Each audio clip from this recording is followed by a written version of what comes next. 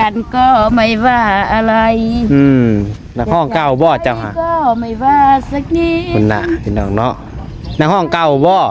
ไม่เกลียดนักห้องเก่าบ่เจ้าฮะยังว่าแล้วลองไปอารมณ์ดีเนาะมื้อนี้เนาะลองตลอดหมู่บ่โรงงานหมู่เป็นวัยรุ่นเหมือนกันเอาเดือนนะเป็นสอบปลายปีแหละเว้นกันปี30ปลายปีเอาประมาณ35-36เลยเลยคือฮู้ว่าเพิ่นอยู่นี่ซะฮู้เลยข่อยก็นอนนี่เอาเมียบางผู้ชิมเลยชิมมาทานที่ห้างนอนโดยนะครับผมแอบไปนี่แล้วนี่ต่อกันนี่ลองอายุหมู่หักแพงกันตะกี้ว่าจะเป็นบ่าวหมดแล้วสาวกันหมดแล้วไปกันไม่ได้ไปกินเลยทีบโอ้ได้ทีบสแตนดาร์ดขอโทษก็ห้องน้ำพี่น้องขอโทษตัวตั้งวงบ้านประตูห้องน้ำเรียบร้อยพี่น้องสร้างเป็นนิดคักขนาดเลยสร้างบางคนนี่ก็สีตั้งวงอันนี้ก่อนจะก่อได้เนาะบางคนเนาะอันนี้เพิ่นนั่นก่อก่อนเมื่อมันผลยานมันตกแล้วมันสิเปียกยานโบแห้งมื้อนี้มันแดดคักอยู่ติตั้งเลยโดย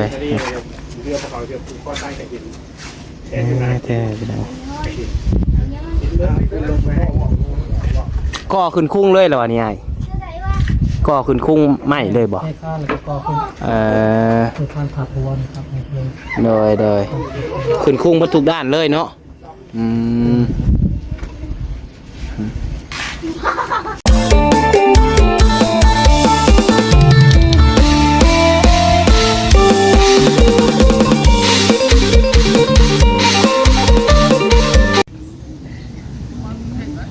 อย่างเนาะ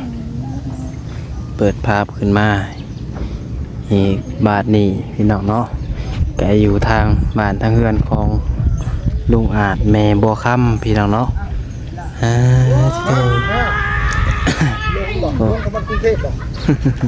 เดี๋ยวกูได้น้องชายกูตัวนี้เนาะลงมาคนมากรุงเทพแล้วนี่จะบอกว่าตัวจะขึ้นช่วงเหยียดเลยฝรั่งเลยเธอพี่น้องเนาะผู้ใดเด้เนาะผู้ใดนะแม่บัวค่ำผู้ใดนะผู้บ่าวบ่ฮะลูกกระชุกดีเด้ก็ได้บอกผู้บ่าวบ่ลูกกระชุกดีเด้หัดแพงกันลีล้อตะกี้ที่ชุกที่มันก็จะกันโตถือกันเป็นพี่เป็นน้องได้เสียวเบาอาดดีเสียวอันก็เบาอาดลุงอาดกลุ่มเดียวกันโดยสบายดีบ่สบายดียังห้องเพลงมวนอยู่กินห้องต่อนะมั้ยอยากกันก็ไม่ว่าอะไรนักห้องเก่าบ่เจ้าฮะก็ไม่ว่าสักนิดคุณน่ะพี่น้องเนาะนักห้องเก่าบ่ไม่เกลียดนักห้องเก่าบ่เจ้าฮะยังว่าแล้วลองไปอารมณ์ดีเนาะมื้อนี้เนาะลองตลอดเห็นเพลงไปนำเนาะเอาพี่น้องเอ้ยกราบทักทายสบายดีสวัสดีพ่อแม่พี่น้อง FC เบิร์ดสุคนบสมองสุบอลว่าซิวฝั่งลาวฝั่งไทยหรือว่าอยู่ทางต่างประเทศเนาะกันยินดีต้อนรับเข้าสู่ช่อง YouTube น้องผัดไส้ชาแนลอีกแล้วพี่น้องเนาะโดยมาพบมาพอกันกับน้องผัดไส้มื้อนี้ครับแม่เวียนเข้ามาหาทางลุงอาจเพิ่นอีกทีนึงนะครับเนาะตัวห้อยตีนรถใหญ่ตีนรถไผเด้เนาะหลังจากที่ว่ากลับมาหาแต่หาทางน้องใบเตยเนาะน้องใบเตยเข้ามาทางลุงอาจเนาะมาอัปเดตทางห้องน้ำห้องยังให้แลพี่น้องให้พี่น้องเบิ่งชมนำกันนะพี่น้องไปพี่น้องพบกันศึกษาเสียเวลาเดี๋ยวพาพี่น้องมาเบิ่งมาชมนำกันพี่น้องช่วงแรงๆมื้อนี้ทางสร้างผลิตได้ฮอดใสดีพี่น้องงาอีโมมะลิน้ำมีเนาะ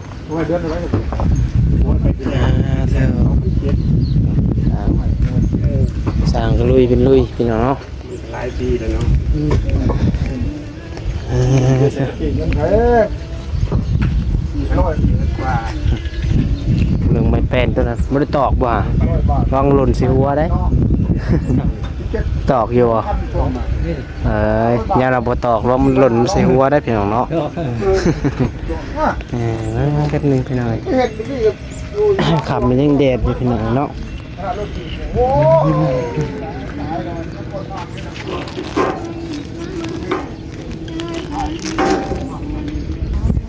พี่น้องมีโอกาสมันขุดคุมอยู่พี่น้องเลยทางหัวเพิ่นพี่น้องเนาะ ทางรักวันนี้เริ่มมีปัญหาเชื่อไม่ได้ไม่มีเหตุผลจะมา น่ะ ลงรักลงกายดังว่าอาจนิจจาเราต้องจากกัน เยิบ ฉันและเธอ รถไฟเข้ามานี่แม่บ่ ทาง ค หัวใจฮะ รถไฟมานี่ตีนรถไฟนี่ รถบอนิ้ว รถบ่นี้บ่นี่ แม่น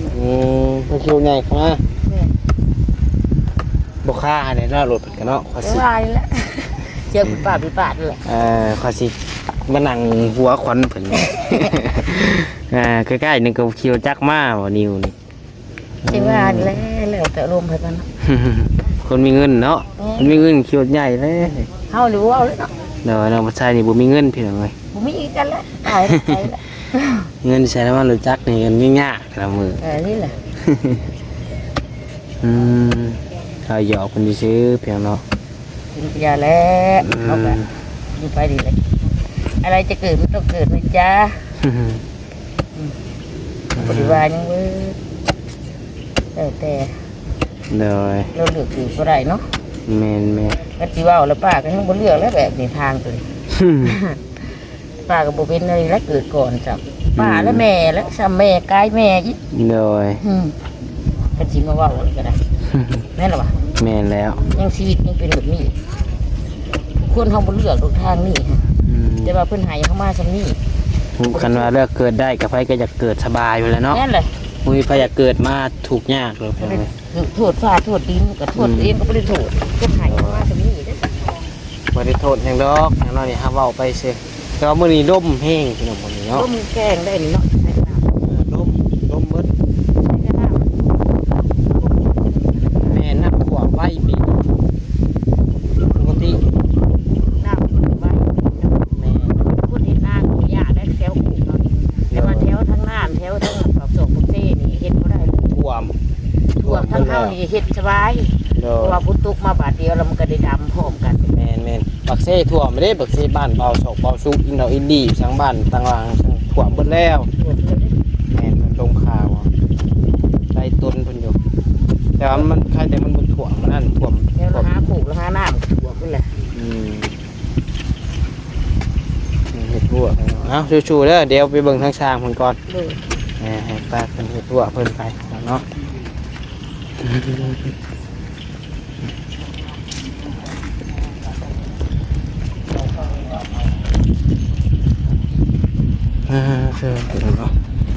มาบัดนี้สร้างแล้วจนตั้งวงครบเรียบร้อยเนาะทำบานประตู นี่แหละแต่หาผู้สาวหน้าตาโอ้ยโทรหาอะไรเห็นแหละโทรจังแล้วผู้สาวผมผ่านไปแล้ว สบายดีนี่นะเด้อโดย เข้าไปดูตัว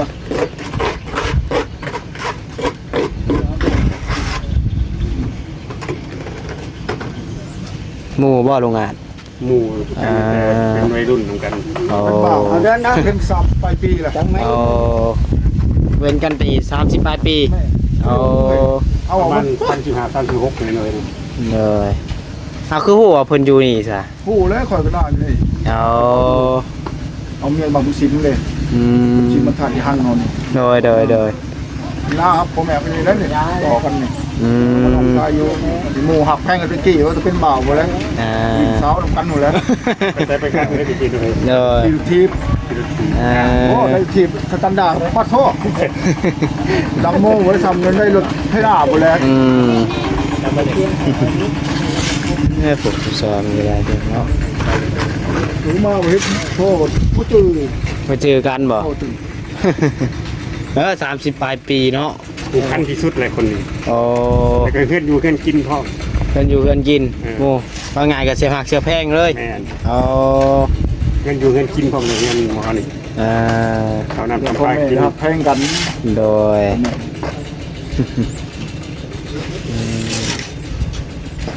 มีโอกาสเลยมันดินน้ำกันเนาะ มาสิโน่อย่างมาได้นานก็ได้ดิ เดี๋ยว น้องชายเฮ็ด โดย เอาเมียอยู่บ้านผู้ชินพุ่นเลยย้อนเอาอยู่พุ่น10 ปีละ อืม 11 ปีไปย้ายอยู่บ้านผู้ชิน มาเมียอยู่หั่นฮะ แม่เนี่ยที่สองอันนี้ โอ้ เมียปุ๊บตัวคนทั้งเวียด โอ้ โคแสดง เอ ลูก อ โอ้ย30 ปีแล้วลูกกบ โอ้ขนาดเนาะเอาให้เพิ่นคุยกันบัดนี้เนาะเดี๋ยวน้องไทยพามาเบิ่งทางสร้างกอห้องน้ำพี่น้องเนาะป้าเธอคือว่าตั้งวงบ้านประตูห้องน้ำเรียบร้อยพี่น้องเนาะโอ้สร้างเพิ่นนิดคักขนาดเลยสร้างบางคนนี่ก็สิตั้งวงอันนี้ก่อนจะก่อได้เนาะบางคนเนาะอันนี้เพิ่นนั่นก่อก่อน เมื่อนั้นมันผลน่ะย่ามัน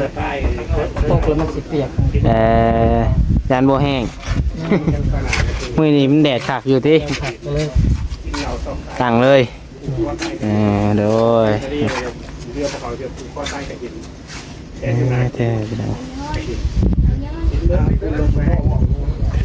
ก่อขึ้นคุ้งเลยเหรอวะนี่ไอ้ก่อขึ้นคุ้งใหม่เลยบ่ ให้ข้านแล้วก็ขึ้นให้ข้านผักหัวนะครับเลย โดยขึ้นคุ้งมาทุกด้านเลยเนาะ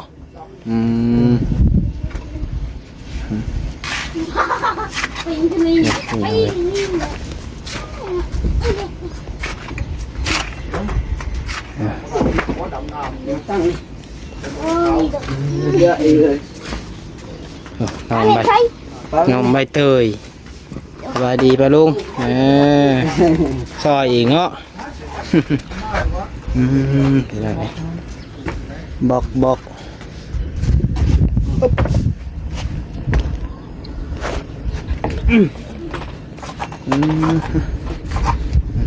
ชัวก่อขึ้นแต่ซ้ำนี่ก็พอแล้วนี่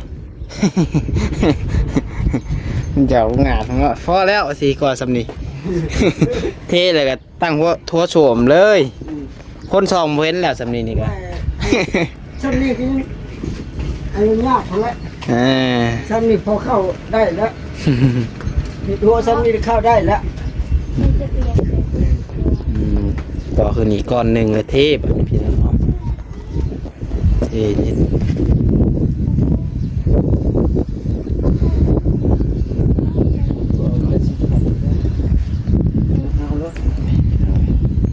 กวางเติบได้บ่ได้หอมได้ของน้ำนี่เนาะกวางเติบ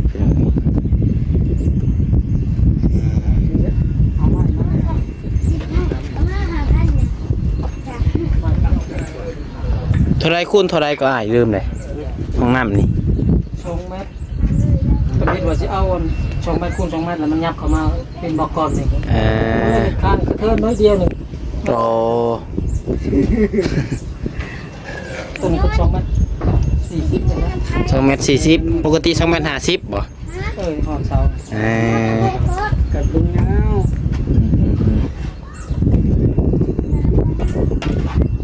ไม่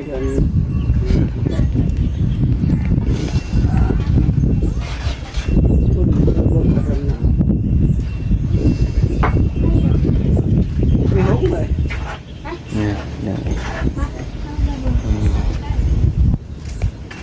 เรามาตระหน้าได้ตัดด่างได้ ผมเนาะโอ้วันละเท่าไรผลจ้างนี่คือว่าวันละ200,000ผม บางดง เห็นเพิ่นประกาศลงเฟซอยู่ได้คือว่าเพิ่นต้องการคนนั่นดำหน้าอยู่วันละ200,000โอ้ว่ะสมมติว่าครอบครัวเฮามีจักกัน5คนนี่กับมื้อละล้านเนาะ โอ้ชาญช่วงยามหน้านี่ก็ได้หลายล้านเติบเด้อพี่น้องเพิ่นแล้วนี่ก็เนาะ ครอบครัวได้มีได้หลายคนแน่นี่ว้ยไปเบิดครอบครัวนี่ จะม่วนเนาะ แม่นสู้ละ10 คนกับมื้อละ2 ล้าน 2 ล้านกีบนี่แหละพี่น้องเอ้ยต้องไป2 ล้านบาทได้ เดี๋ยวทางใครจักเพิ่นจ้างมื้อเท่าใดพี่น้องเนาะบ่ได้ฮู้เม่นมาบอกแน่เลยผมทางนาไก่เริ่มดำแล้วทางนาไก่ลุงงานเป็นก็ได้ถ้ากันดำนากองก้นพี่น้องเนาะ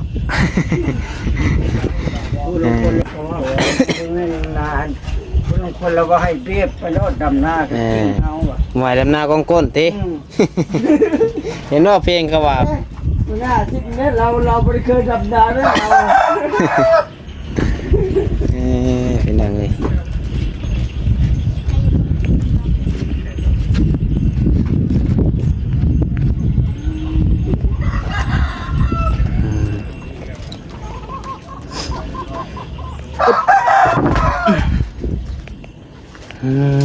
เนาะ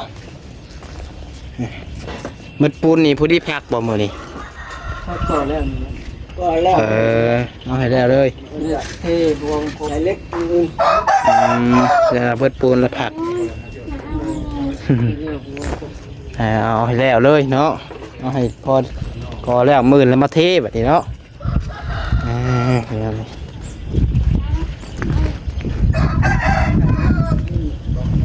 เนื้อเล็กอันนี้เพิ่นนกไผ่ขึ้นเลยแทงตากันได้พี่น้องเนาะมึงนับนี่กันเปิดซาออกเบิดมันจะว่ามีกบมีเขียดไปจักเห็นเนาะโอ้ดินหยกลงได้เลยโอ้หยุบลงแห้งเลยยุบลงนี่แล้วก็แห้งเลยเนาะมาใส่เนาะโอ้ลุงอาจมันจะคุยกับเสี่ยวเพิ่นไปเนาะพอได้เห็นกัน30 กว่าปีพี่น้องเพิ่นเนาะบ่รบกวนเพิ่นเนาะญาติเพิ่นนานั่นให้เพิ่นคุยกันเดี๋ยวเนาะคุยให้ร่วมกันจ้ะเดี๋ยวเนาะ แดดมันแห้งอีก จุงแล้วไหม ดำของมันมีไหม คอยปูน ไปอีก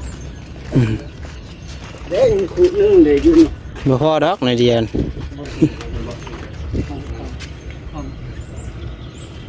แต่ว่าผู้ดีเบิดเลยจักหน่อยหนึ่งจิจ้า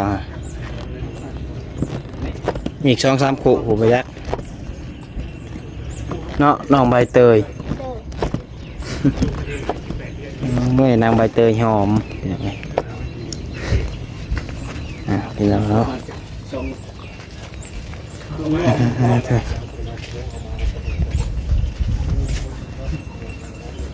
คนดำหน้าเลยเธอแต่อยากไปดำน้ำพี่น้องเนาะ ไปดำหน้าซอยเพิ่นได้เดี๋ยวเนาะเธองอมเดี๋ยวเนาะซาโอ้คนเบิดกาตาหนึ่งได้เดี๋ยวเนาะข้อเดียวหนึ่งหากบาลซื้อนี่เนาะเบิดกาตาหนึ่ง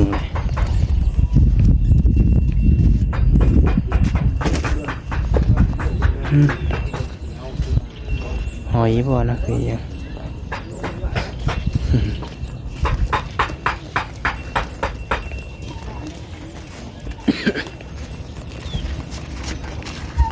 ผสมอีกหน่อยหนึ่งเนาะหมดแล้ว ตัวฉลองบอกทั้งสอง บ่เท่าแค่นี้ละ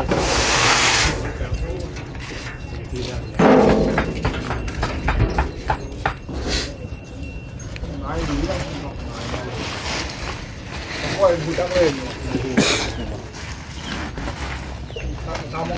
โอ้ยปูน2 สอบแล้วยังแบกบาทเดียวรถสำนีน้อยเดียวหนึ่งแล้วอะ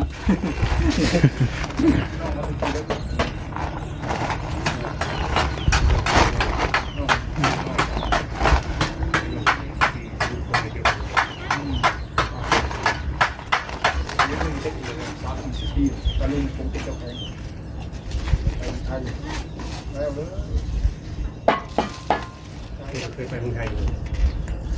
ไปทำงานหมดไปด้วย ต้องเสียคนนางคุยกัน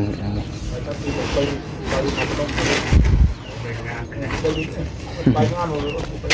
ไปเบาไปเป็นด่าเลยเป็นแมวหาย